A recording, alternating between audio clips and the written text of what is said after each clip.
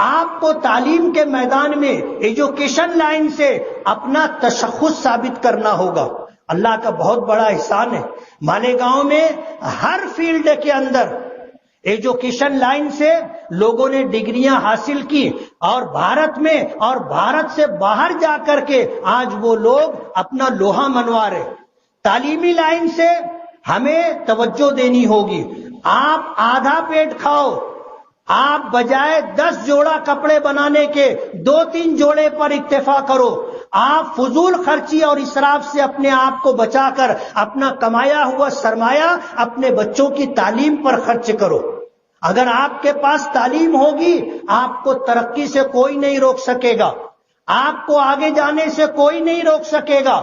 آپ کو اپنے اندر تعلیمی بیداری لا کر کے، آپ کو اپنے بچوں کو تعلیم سے آراستہ و پیراستہ کر کے انہیں اپنے پیروں پر کھڑا کرنا ہوگا۔